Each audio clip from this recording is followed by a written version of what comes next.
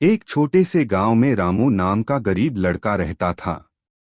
उसका घर मिट्टी का था, कपड़े साधारण थे, लेकिन उसका दिल बहुत पवित्र था। उसकी माँ हमेशा कहती, बेटा, धन से नहीं भक्ति से भगवान मिलते हैं। रामू रोज सुबह जल्दी उठता, नदी से पानी लाता और गांव के पुराने मंदिर में जाकर दीप जलाता। मंदिर छोटा और टूटा फूटा था, वहां कोई पुजारी भी नियमित नहीं आता था।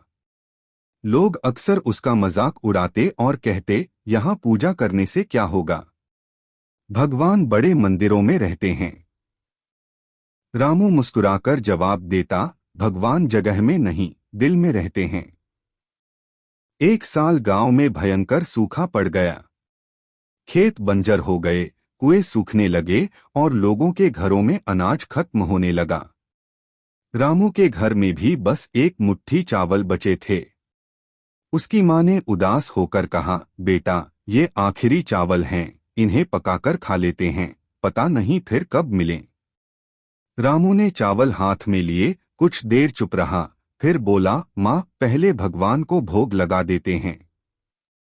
अगर उनकी इच्छा होगी तो हमें और मिल जाएगा। माँ को चिंता हुई, पर बेटे की श्रद्धा देखकर वह मना न कर सकी।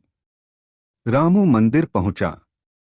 उसने टूटे हुए मिट्टी के बर्तन में चावल रखे, दीप जलाया और आंखें बंद करके बोला, हे प्रभु, हमारे पास देने को बस इतना ही है। इसे स्वीकार कर लो और सबकी रक्षा करो। उसकी आंखों से आंसू गिरने लगे। उसी समय एक बूढ़ा साधु धीरे धीरे चलता हुआ मंदिर में आया।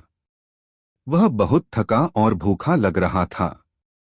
उसने कमजोर आवाज में पूछा, बेटा, कई दिनों से भूखा हूं, कुछ खाने को मिलेगा? रामू ने बिना एक पल सोचे वही चावल उठा लिए और साधु के सामने रख दिए। बाबा, ये भगवान के लिए लाया था, पर आप ही खा लीजिए। भूखे को खिलाना ही तो सच्ची पूजा है।